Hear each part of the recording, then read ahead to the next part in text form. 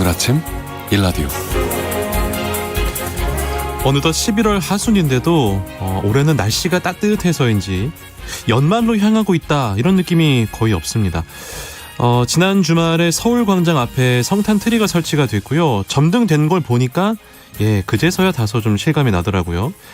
코로나19와 참사 애도 분위기를 고려해서 올해는 조촐하게 점등 행사를 진행을 하고 있다고 합니다. 최근의 전반적인 사회 분위기 영향일까요? 예년에 비해서 어려운 곳에 기부하는 발걸음이 많이 줄었다고 합니다. 물론 고물가와 경기 상황이 반영돼서일 텐데요.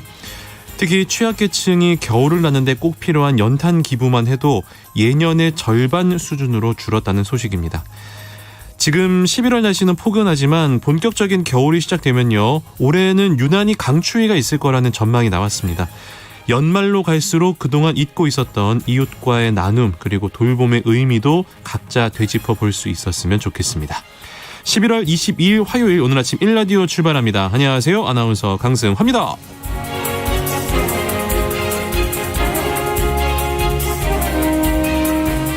오늘 아침 1라디오 오늘도 생방송으로 함께하겠습니다. 방송에 참여하실 분들 단문 50원, 장문 100원이 드는 유료 문자 샵 9730 이용하셔도 되고요. 유튜브에 KBS 1라디오 공식 채널 검색하고 들어오시면 채팅창에 참여하실 수 있습니다.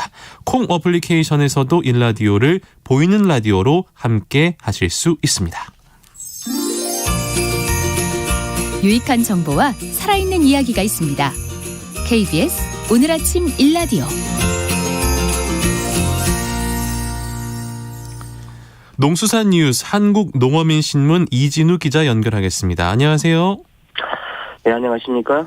지난주 이 시간에 농사용 전기요금이 큰 폭으로 오르면서 농어민들이 어려움을 겪고 있다라는 소식 전해주셨는데 그런데 그중에서도 바닷가 근처에서 양식업 하시는 분들 이 어민들의 어려움이 더 크다고요? 그렇습니다. 이 어류 양식은 해상에서 가두리 방식으로 하는 게 있고요. 바닷가 근처에서 바닷물을 퍼올려서 육상에서 하는 양식이 있습니다. 이들 중 농사용 전기료 인상으로 직격탄을 맞은 곳이 바로 육상 양식인데요. 네.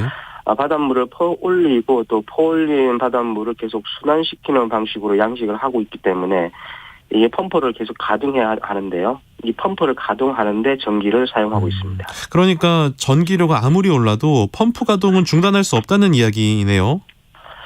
그렇습니다. 이 제주 지역의 한 양식 수협에 문의를 해봤는데요. 일단 바닷물을 퍼올려야 하는 것은 당연한 것이고요. 네. 또 양식장 내에서도 물을 계속 순환시키지 않으면은 양식 중인 물고기가 폐사할 수 있다고 합니다.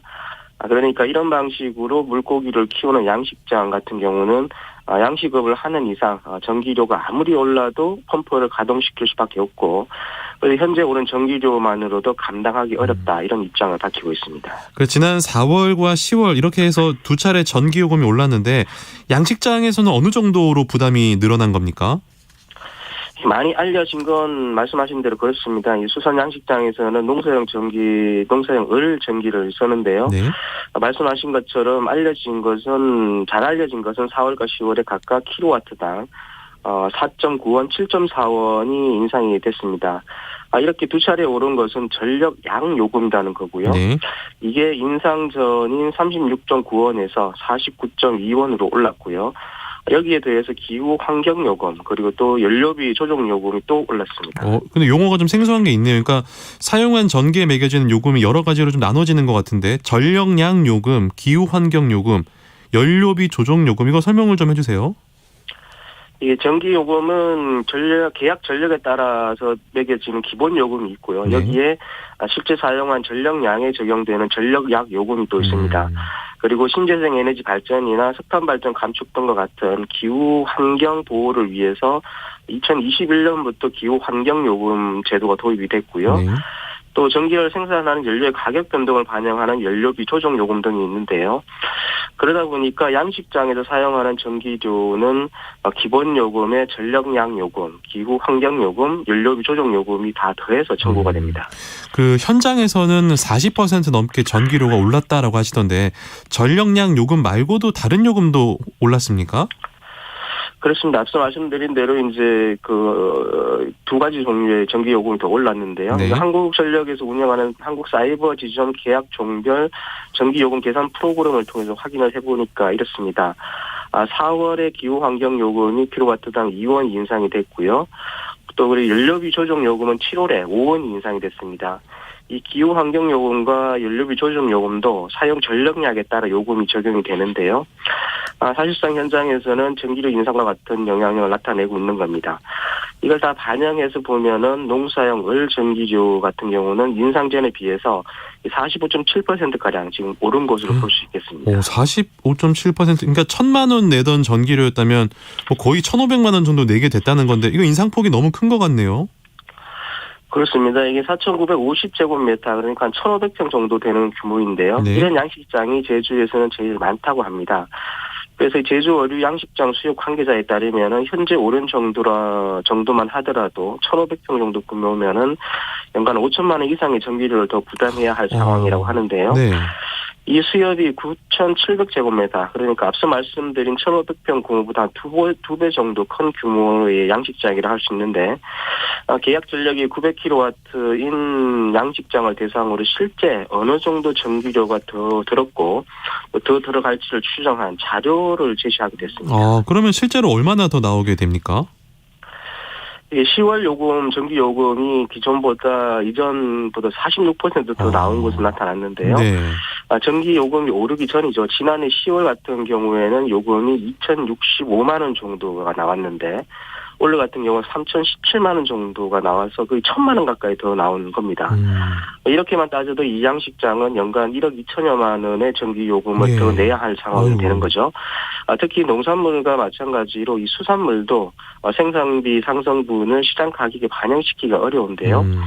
상황이 이랬다 보니까 올 들어 이루어진 전기료 인상에 대해서 앞서 말씀드린 것처럼 감내할 수준이 이미 넘었다 하는 주장이 제기되고 있는 겁니다. 사실 전기료가 오르면 그 전기를 쓰는 소비자들이 합리적으로 전기를 쓰게 될 것이다라는 게 연료비 연동제 도입의 이유였던 것으로 기억이 되거든요. 그렇습니다. 이게 전기를 만드는 드는 원가와 연계해서 요금을 적용하겠다는 게 이제 초기 이름이 원가 연계형 요금제였고 이게 2001년부터 도입이 됐습니다.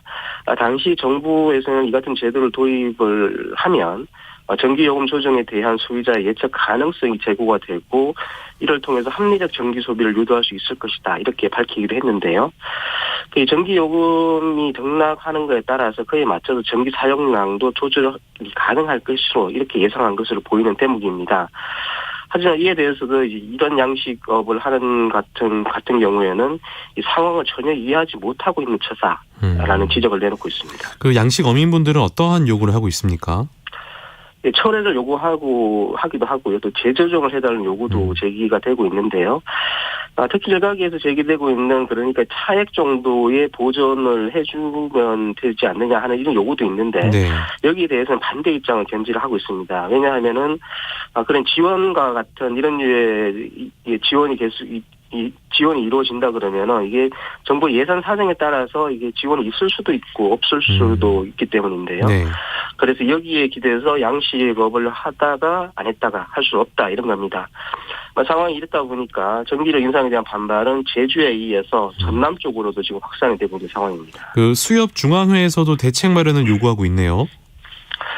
그렇습니다. 지난주였는데요. 홍진건 수협중앙회 대표이사와 수협총괄장 등이 성일종 국민의힘 의원을 찾아서 농사용 전기요금 인상 하향 조정과 지원책 마련을 촉구하는 건의문을 전달했습니다.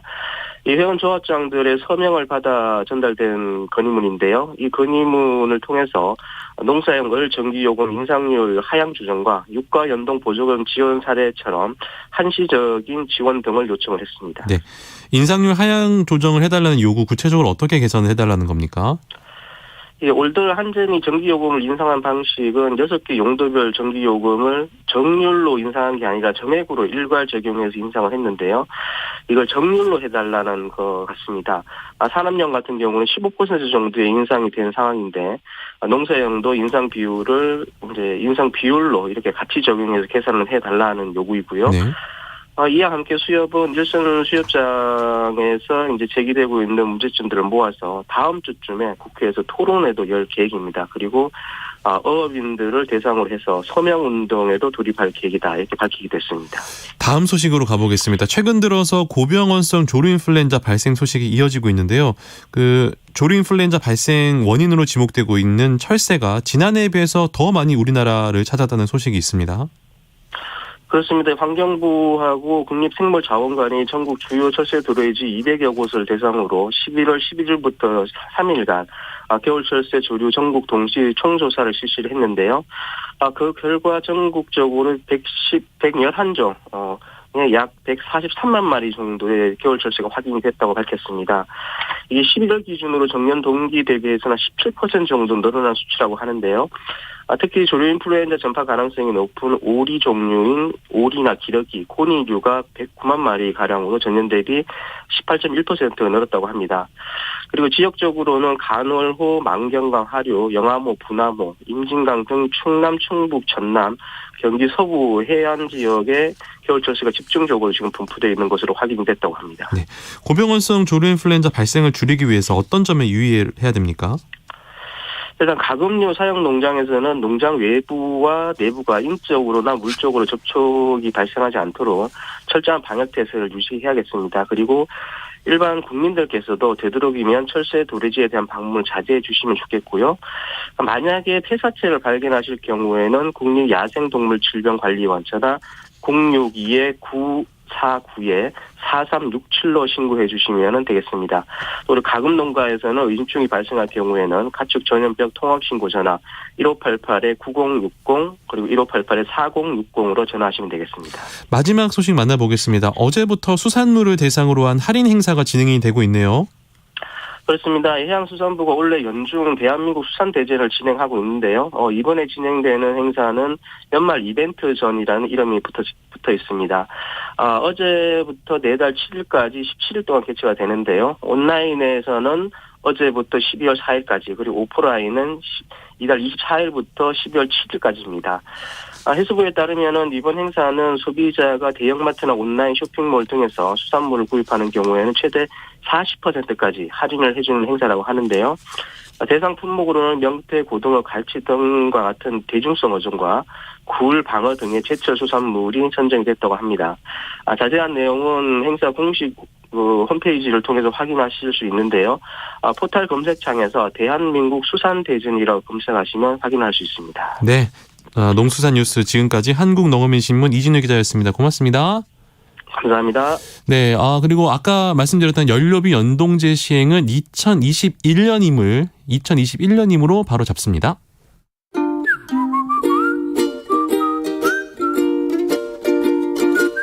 오늘 아침 일라디오 강승화 아나운서의 진행으로 듣고 계십니다.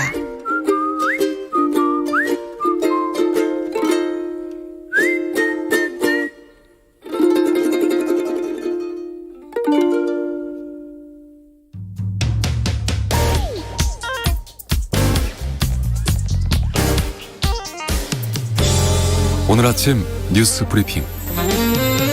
뉴스 브리핑 정상근 기자 연결하겠습니다. 안녕하세요. 네, 안녕하십니까. 윤석열 대통령이 출근길 문답, 흔히 말하는 도어 스태핑을 중단을 했네요.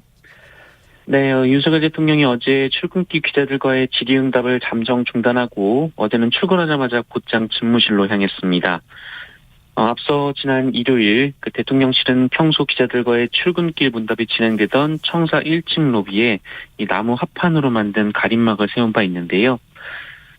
대통령실 측은 기자들에게 도어 스태핑 중단을 공지하며 이 최근 발생한 불미스러운 사태와 관련해 근본적인 재발 방지 방안 마련 없이는 이 도어 스태핑을 지속할 수 없다고 판단했다 이렇게 밝혔습니다. 어떤 사태를 말하는 건지 또 재발 방지 방안이 무엇인지는 언급하지 않았습니다만 언론계는 지난 금요일 MBC 기자와 대통령실 관계자 사이에서 벌어진 언쟁에 대한 것으로 해석을 하고 있습니다. 그리고 대통령실이 출입기자단에게 MBC 출입기자의 징계 혹은 자격 박탈에 대한 의견을 청취한 것으로 보인다라고 보도하기도 했습니다.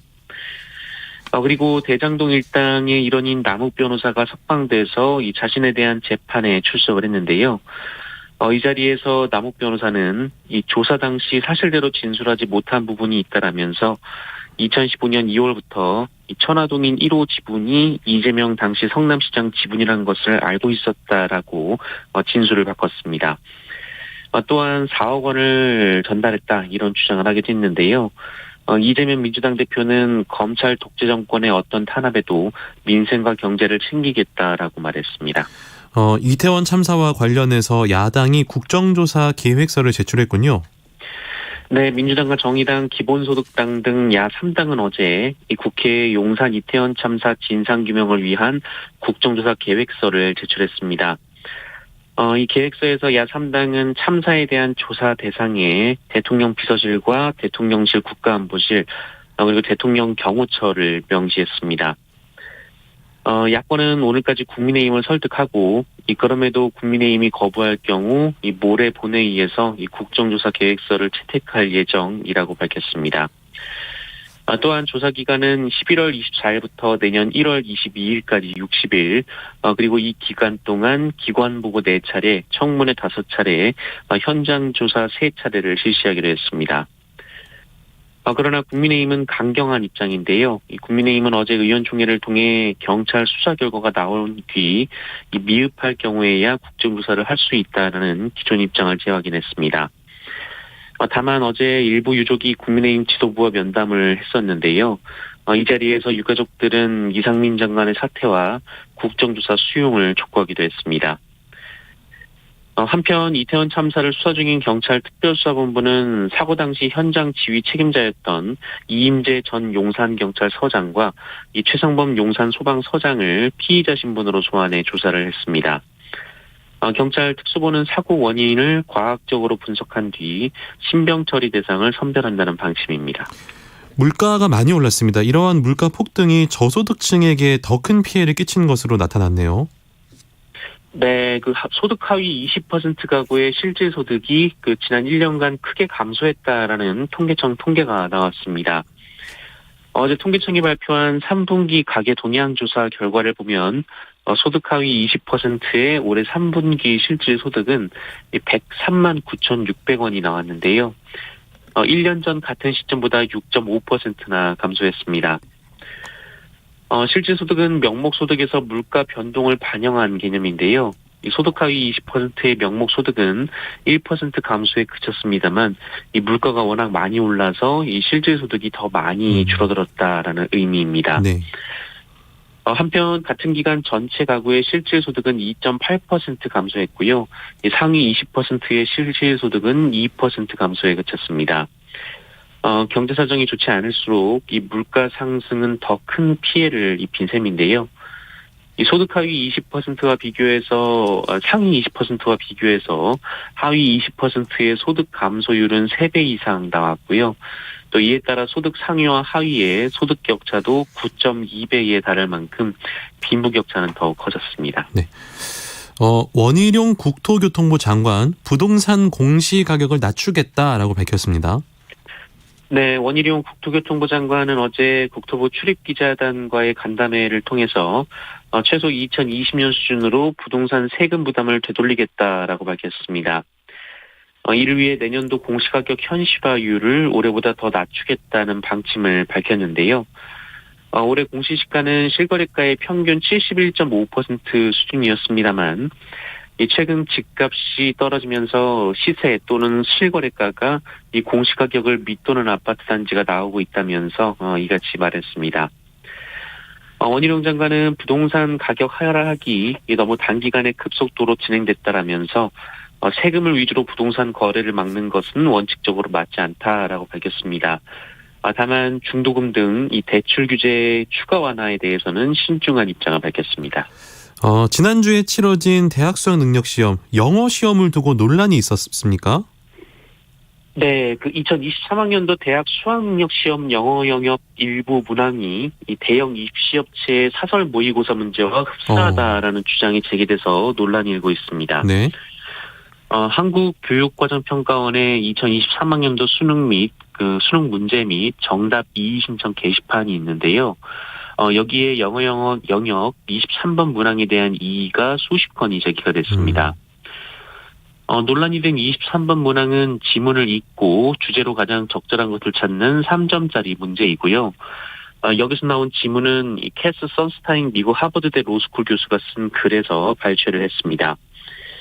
그런데 이 신청자들은 해당 지문이 이 대형 입시학원의 유명 강사가 제공한 이 사설 모의고사 지문과 한 문장을 제외하고는 동일하다 이렇게 주장을 했습니다. 때문에 사설 모의고사를 미리 접한 수험생에게 유리하게 작용했을 것이다 이렇게 주장을 했는데요. 한국교육과정평가원은 해당 지문이 지적된 바대로 유사하다는 것은 인정했습니다만 이것은 우연의 일치일 뿐이며 해당 문제는 사교육 입시 강사와 연관이 없다라고 밝혔습니다.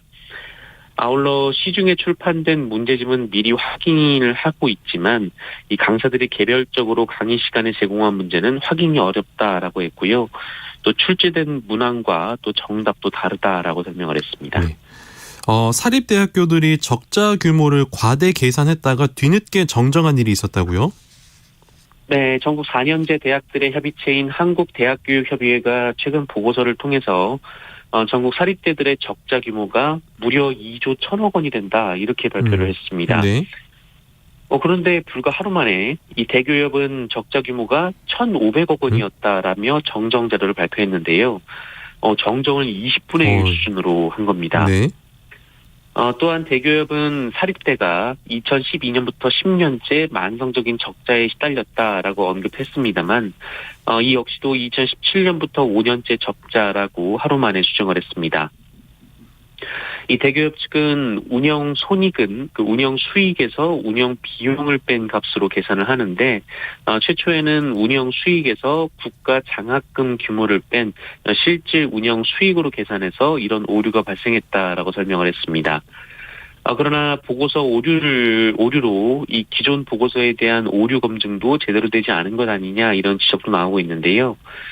최근 대교협은 3주 연속으로 이 고등교육 재정 확대가 필요하다라는 내용의 보고서를 잇따라 낸 바 있습니다. 네.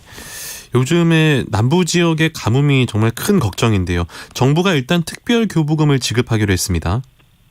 네, 극심한 가뭄으로 피해가 우려되는 광주와 전남, 제주 등 남부 지역에 정부가 특별교부세 55억 원을 지원하기로 했습니다.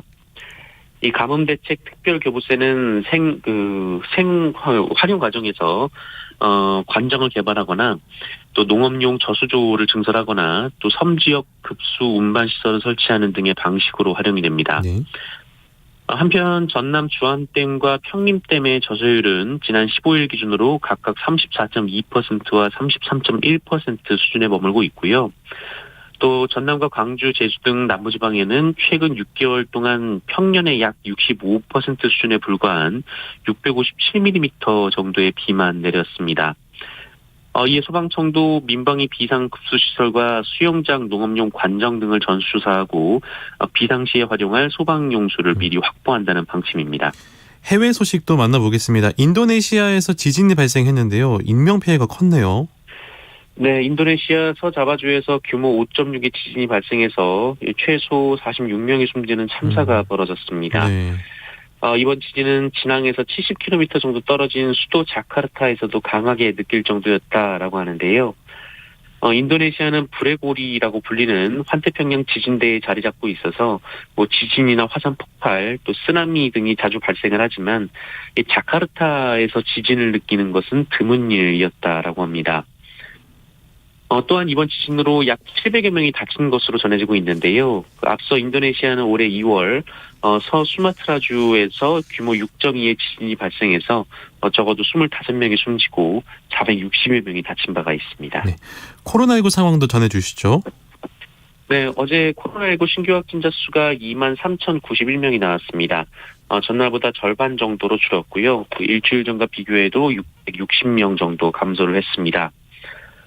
신규 확진자 수는 나흘 연속으로 이 전주 대비 줄어드는 양상을 보이고 있습니다. 그러나 방역 당국은 확진자 수가 증감을 반복하면서도 이 증가 경향을 유지할 것으로 보고 있습니다. 위중증 환자 수는 465명으로 400명대 중반으로 다시 올라갔는데요. 이 2달 사이 가장 많은 수이기도 합니다. 사망자는 35명이 나왔습니다. 한편 정부는 코로나19 백신 추가 접종을 독려하기 위해서 어제부터 집중 접종 기간을 운영하고 있습니다. 정부는 앞으로 12월 18일까지 4주간 이 집중 접종 기간을 운영하고 이 고령층의 50% 그리고 감염 취약시설 입소 이용 종사자의 60%가 접종을 받도록 독려에 나설 계획이라고 밝혔습니다. 네. 이번 주 월요일에 우리 대한민국 대표팀의 월드컵 첫 경기가 있는데 이 카타르 월드컵과 관련해서 붉은 악마 거리 응원을 다시 추진했었는데 일단 소속 구청이 허가를 하지 않았습니다.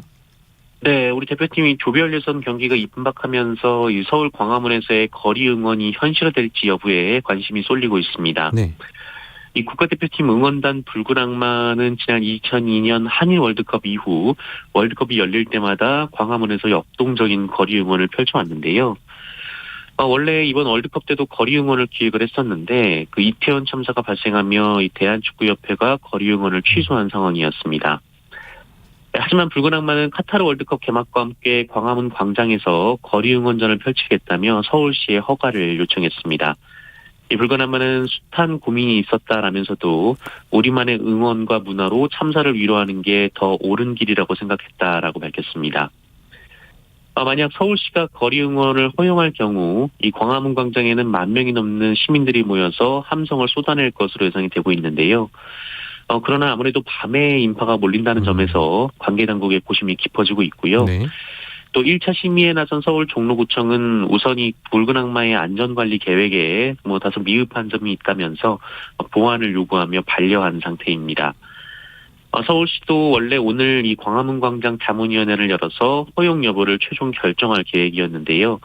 이 역시 종로구청의 반려로 일단은 연기가 된 상황입니다. 네, 이번 주 목요일이기 때문에 한번 좀 지켜봐야 될 것 같네요. 네. BTS가 아메리칸 뮤직 어워즈에서 5년 연속 수상을 했군요. 네, 세계적인 팝스타 BTS가 미국의 3대 대중음악 시상식인 아메리칸 뮤직 어워즈에서 2관왕에 올랐습니다. 페이보릿 팝 듀오 그룹 부분을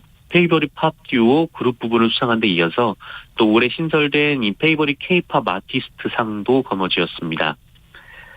지난해에는 이 대상격인 올해 아티스트 상을 포함해서 수상을 했었는데요. 네. 5년 연속 BTS는 올해도 수상을 했고요. 특히 이 페이보릿 팝 듀오 그룹 부분에서는 4회 연속 선정이 되면서 해당 부문 최다 수상 기록을 세우기도 했습니다. 다만 최근 멤버별로 개인 활동 중인 BTS는 시상식에 참석하지 않았는데요. 맏형 진이 연내 군입대를 앞두고 있기 때문에 이번 아메리칸 뮤직 어워즈는 이 멤버들의 입대 전 마지막 단체 수상일 가능성이 큽니다. 네. 다만 이 BTS는 3년째 지금 그래미 어워드 수상 후보에 올라갔는데요. 올해는 그래미까지 거머쥘 수 있을지 귀추가 주목이 되고 있습니다. 네, 지금까지 정상근 기자였습니다. 고맙습니다. 고맙습니다.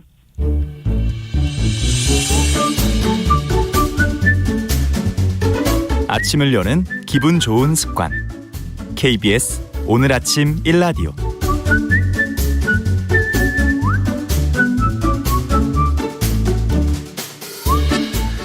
도시농부들의 텃밭 가이드 수원 씨앗도서관 박영재 관장과 함께하겠습니다. 관장님 안녕하세요. 네, 안녕하세요. 오늘도 텃밭과 관련해서 궁금한 점 있으시면요. 단문 50원, 장문 100원이 드는 유료 문자 샵 9730으로 지금 바로 문자 보내주시면 저희가 자세하게 답변 드리겠습니다. 오늘이 절기상 소설이라서 이제 이 절기가 이제 눈이 내리는 날이다 이렇게 저희가 알고 있는데 네. 근데 올해는 날이 포근해서요. 네. 눈보다는 비가 좀 내리고 있는 것 같아요. 네, 그렇습니다. 해마다 소설 때는 이제 첫눈이 내리고 네. 얼음이 살짝 얼기도 하고 그랬습니다. 그리고 또 이맘때 부는 바람을 손돌바람이라고 이렇게 부르기도 하는데요. 이런 차가운 바람이 불다가 또 어느 날은 봄바람처럼 이렇게 따뜻한 바람이 불어서 조상들이 소설을 작은 봄, 그래서 소춘이라고 부르기도 했다고 합니다. 소설을 소춘이라고도 부르셨군요. 그래도 일단 절기상 겨울로 들어서기 때문에 청취자분들 문자를 좀 보면요. 뭐 각자의 방법대로 보온 작업을 하고 있다 이런 사연이 좀 많더라고요. 네, 본격적인 겨울 준비로 보온 작업을 좀 신경 써야 할 시기인데요. 네. 특히 마늘이나 양파 같은 작물이나 또 추위에 약한 허브나 초하류들은 볏짚이나 왕겨 또는 이제 낙엽 등으로 두툼하게 덮어줘야 합니다. 단연생 땅속 뿌리나 줄기로 월동하는 허브나 초아리의 시든 부위는 좀 잘라내고요. 뿌리를 잘 덮어줄 수 있도록 이렇게 해줘야 합니다. 키가 작은 관목들, 아직 덜 자란 과수 작물들도 볏짚이나 부원재로 줄기를 감싸줘서 줄기가 얼어서 터지지 않도록 해야 합니다. 11월에 옮겨 심은 나무들은 또 아직 뿌리가 활착이 안 돼서 네. 뿌리 위에도 보온재를 덮어줘야 뿌리들이 자리를 잡을 수가 있습니다. 보온재로 사용하는 멀칭 재료들은 보통 15cm 이상 이렇게 좀 두툼하게 덮어줘야 합니다. 그렇군요. 그 관장님 농사 짓는 곳에 겨울이면 월동하는 새들이 머물러 간다 이렇게 말씀하셨던 것 같은데 그 새들이 막 논밭을 막 파헤치지 않습니까? 네. 맞죠? 네, 맞습니다. 저희 밭은 이제 기러기들이 날아와서 그 월동하는 논하고 이렇게 붙어 있어요. 네. 그래서 수확하고 난 볏짚이 굉장히 많아서 이것들을 이제 가지고 저희가 보온재로 활용을 하는데요. 기러기들이 이 밭에까지 와가지고 다 파헤치고 다닙니다. 이 녀석들이. 네. 그래서 아파트나 도로 공원에 있는 낙엽으로 좀 이렇게 보온재를 하니까 좀 덜 오더라고요. 낙엽도 보온용으로 좀 좋은가 봐요? 네, 아주 유용하게 잘 활용하고 있습니다. 네. 그런데 이제 주의하실 점이 있는데요. 낙엽의 경우 소나무나 은행나무 같은 침엽수 낙엽은 좀 빼고요. 예. 참나무 같은 화렵수의 낙엽과 좀 깎아낸 잔디 이런 것들을 이용하는 것이 좋습니다. 침엽수 낙엽은 좀 그 산성화시키기도 하고요. 그다음에 그 식물 성장을 억제하는 그런 물질도 가지고 있어서 농사를 망치는 경우입니다. 그래요? 네. 침엽수는 절대로 보온용으로 깔면 안 되는 것 같습니다. 네. 깔면 안 됩니다, 여러분. 네. 농사가 쉬운 게 아니네요. 이제 침엽수나 화렵수가 또 어떤 게 더 밭에 좋은지도 알아야 되고. 그 겨울철에 바람이 좀 세게 불 때가 있잖아요. 네. 그러면은 이런 낙엽이나 보온재들 날아갈 수도 있지 않습니까? 네, 날아갈 수 있습니다. 그래서 바람에 보온재가 날아가지 않게 하려면 보온재 위에 흙을 가볍게 뿌려주거나 네. 또는 이제 볏짚 같은 경우에는 지주대로 군데군데 눌러주는 방식으로 합니다. 또 녹군이 있으면 지주대와 지주대 사이에 이렇게 녹군을 묶어서 광범위하게 눌러줄 수 있도록 활용해도 좋습니다. 그러면 이렇게 이제 활용한 보온재 봄까지 그냥 그대로 두면 되는 건가요? 네, 이런 보온 재료들은 대부분이 갈색 소재라 그래서 탄소질로 되어 있어서 땅 속의 미생물들이 에너지원으로 이렇게 활용합니다. 그러니까 천천히 이제 부식이 이루어지겠죠. 하지만 이 미생물들이 작물들 성장을 위해서 작물들이 가져가야 할 질소질 영양원까지 가져가기 때문에 예. 봄이 되자마자 보온재를 걷어주거나 아니면 위에 질소질 거름을 좀 보온재 위에 물비료 형태로 좀 보충해줘서 유지한다면 이제 풀 성장을 위한 그런 멀칭재로 이렇게 계속 유지할 수가 있게 됩니다. 그렇군요. 보온과 관련된 이야기 해봤고요. 오늘이 관장님 김치의 날인 거 알고 계셨어요? 네. 이게 생긴 지 얼마 안 됐더라고요. 네. 김치의 가치를 알리기 위해서 2020년에 이렇게 제정된 법정 기념일인데요. 예. 오늘 날짜로 바로 11월 22일 김치의 날로 정한 날입니다. 왜 오늘이 김치의 날인가요, 근데? 보니까 김치 재료 하나하나 예. 그게 한 11가지가 되나 봐요. 그게 모여서 한 22가지의 효능을 나타낸다는 의미가 있어서라고 하는데요. 사실은 지금 바로 본격적인 김장철이기 때문에 아마 네. 거기에 맞춰서 기념일이 제정된 것으로 저는 보고 있습니다. 김치 한 11가지가 들어가는 것 같네요, 생각해보니까. 근데 이제 그럼에도 불구하고 요거 잊을만 하면 한 번씩 이 주변 국가들 네. 예를 들어 일본이라든지 중국이라든지 이런 나라들이 이 김치 원조 논쟁을 빚고 있어서 이럴 때마다 화가 나요. 네, 그렇습니다. 그 K푸드의 대표 주자가 김치인데요. 네. 종주국인 우리나라 김치의 가치를 좀 주변국에서 상업적으로 이용하면서 좀 안타까움도 컸었습니다. 이제는 이제 전 세계가 우리 김치의 가치를 인정하는 시대로 접어들고 있는데요. 일본의 기무치와 비교만 해봐도 일본 기무치는 절인 김치에 속하거든요. 네. 그렇지만 우리나라 김치는 발효 음식으로 엄연히 다른 음식입니다. 맛 자체가 다르죠. 네, 모든 김치가 소금에 절여져서 속 재료와 버무려진 다음에 공기가 통하지 않는 상태로 이렇게 두어서 발효가 이루어집니다. 소금에도 견디고 그리고 산소가 필요 없는 호염성 그리고 혐기성 발효 미생물들이 우리 김치의 독특한 맛을 만들어낸다고 할 수 있습니다. 네. 그리고 제가 이제 토종 씨앗을 구하기 위해서 요즘 파주, 동두천, 남양주 등지를 좀 다니고 있는데요. 지금이 한창 농가에서 김장하는 철이라서 가는 곳마다 김치 맛을 보여줘서 예, 김장김치 맛보는 것도 즐거운 일과가 되고 있습니다. 네. 정말 다양한 김치의 맛이 있다는 것에 새삼 놀라고 있습니다. 이게 우리나라 김치가요. 네. 지역별 수준이 아니라 네, 집집마다 다르더라고요. 맞아요. 그래서 뭐 한 수십만 가지의 김치가 우리나라에 있다는 생각이 드는데 그나저나 관장님 댁은 김장하셨습니까? 아직 안 했고요. 이번 주에 함께 농사를 짓는 가족들과 함께 여러 가족들 한 30여 가족들이 같이 농사를 짓거든요. 예. 이 가족들과 함께 김장을 할 생각입니다. 아유, 일종의 잔치가 한바탕 벌어지겠네요. 네. 그러면 관장님은 김장할 때 뭘 담당하세요? 제가 배추 절임하고 세척을 담당하고 있습니다. 어려운 거 하시네요. 네. 허리가 꽤 아프던데 이거 해보니까. 예, 김장에서 가장 시간이 또 걸리고요. 예. 또 힘이 들어서 이게 제 몫이 됐고요. 이거 30가구 정도 하시면 몇 포기 정도 하시는 거예요? 30가족이 한 가족당 한 30포기 정도 하니까 한 900포기 정도 되겠죠. 아니 그 900포기를 그러면 아유 관장님 좋은 거 많이 드신 거 아니에요? 밤새입니다. 와 900포기는 네. 이거는 거의 뭐 업체인데요 지금? 네. 알겠습니다. 건강 잘 생각하시면서 허리가 아프니까 이것도 허리도 조심하시면서. 네. 그 김장할 때 속에 뭘 넣을지가 굉장히 중요하잖아요. 네. 김장에 속을 준비하는 것이 가정마다 좀 달라서 김치의 성격을 드러내는데요. 쪽파, 고춧가루, 마늘, 양파, 당근과 같은 공통된 재료 이외에도 어떤 젓갈을 넣을지 그리고 속재료에 추가로 넣는 굴이라든지 고수, 갓, 호박과 같은 재료에 따라서 김치의 맛이 달라집니다. 네. 사찰에서는 젓갈 대신 호박을 갈아서 대신하기도 하고요. 그리고 민통선을 중심으로 이북 오도민이 주로 거주하는 지역에서는 갓을 대신해서 고수를 넣기도 합니다. 그래요? 네. 그리고 해안가 지역에서는 싱싱한 해산물을 맞아요. 김치 속재료에 또 추가하기도 하죠. 네.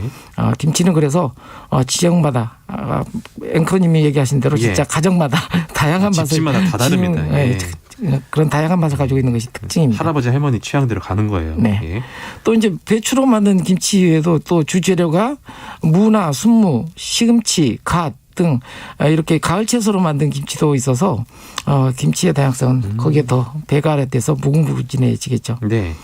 요즘 농가를 다니면서 집집마다 이제 김장 재료에 대한 이야기를 좀 들으면서 인터뷰하고 기록하고 있는데요. 네. 이번 주말에 또 어떤 김치를 담가야 할지 고민이 많아지고 있습니다. 어쨌든 맛있게 김치 담그시길 바랍니다. 청취자분들의 질문이 들어와 있는데요. 3436번님, 이곳은 중부지방인데요. 올금 잎사귀가 노랗게 시들었는데 캐지 않고 노지에 뒀다가 내년 봄에 캐도 됩니까? 안 됩니다. 안 돼요? 네. 울금이라든지 생강이라든지 이런 작물들은 그 내한성이 별로 없는 작물들이라서 예. 땅에 노지에 뒀다가는 다 얼어서 없어집니다. 이거 다 캐셔야 돼요. 네. 0419번님, 관장님, 시금치 씨앗을 뿌렸는데 왜 이리 안 나올까요? 초보 농부인데 씨앗 뿌리는 비법 있으면 가르쳐 주세요. 네, 시금치는 보통 15도 정도의 온도에서 한 10일 정도 되면 이렇게 싹이 올라오는데요. 네. 요즘 이제 추워져서 아마 좀 더디 나오는 것 같은데요. 네. 빨리 싹이 나오게 하는 방법은 한 반나절 정도 씨앗을 물에다 불려뒀다가 파종하시면 좀 빨리 나올 수가 있습니다. 예, 반나절 정도 불린 씨앗이 빠르게 싹이 튼답니다. 4605번님, 남부지방에 텃밭을 가지고 있습니다. 완전 초보 농사꾼인데요. 배추와 무의 수확 시기를 두고 식구들끼리 의견이 분분합니다. 무의 수확은 언제까지 가능한지요? 네. 일기예보, 장기예보를 보니까 다음 주부터 영하 8도까지 떨어지는 추운 지역은요. 예보가 되더라고요, 예. 벌써. 네. 예, 그래서 보통 이제 11월 말, 12월 초쯤에는 이제 수확을 다 하셔야 됩니다. 날씨를 판단하셔서 수확을 하시면 될 거예요. 영하가 되기 전에 다 캐야 된다는 말씀이신 네. 거죠. 9555번님, 고구마는 무조건 따뜻하게 보관해야 되는 건가요? 네, 고구마는 보통 15도 정도 이상에서 보관을 하라고 합니다. 그래요? 네, 그래서 보통 시골집에 가보면 실ong 위에다 이렇게 네. 안방에 실ong 위에다 올려놓기도 네, 하고 네. 땅광을 파서 거기다 보관하기도 하거든요. 네. 따뜻하게 보관하셔야 썩지 않고 오랫동안 먹을 수 있습니다. 차갑게 보관하면 금방 상하나 봐요? 네. 그렇군요. 3100번님, 마늘을 심으려고 하는데 늦은 건 아닌지, 그리고 어떻게 심어야 하는지 알려주세요. 처음으로 마늘을 심으려 하는데 꼭 좀 알려주세요. 네. 마늘은 보통 이제 좀 깊게 심어줘야 됩니다. 그래서 이제 10cm 정도 밑으로 이렇게 파서 땅을 파고 이렇게 줘야 되고요. 네. 그다음에 이제 좀 그 10cm 주먹 하나 사이 정도의 간격으로 이렇게 심으시면 되고요. 아마 지난 방송에 우리가 마늘만 가지고 한번 방송한 적이 있어서 네네. 아마 찾아서 유튜브로 한번 시청해 보시면 좋을 것 같습니다. 오늘 아침 일라디오 유튜브 방송까지 신경 써주시는 관장님 정말 감사합니다. 예, 감사하다고요. 네, 감사합니다. 오늘 이번 주말에 김장 한다고 하셨죠? 네. 예, 김장 잘하시고 건강 관리 잘하시고 건강한 모습으로 다음 주에 뵙겠습니다. 네. 네, 텃밭가이드 수원 씨앗도서관 박영재 관장과 함께했습니다. 고맙습니다. 네, 감사합니다. 네. 여기서 저도 인사드리겠습니다. 오늘도 건강하고 행복하고 안전한 하루 보내시길 바랍니다. 아나운서 강승화였습니다. 고맙습니다.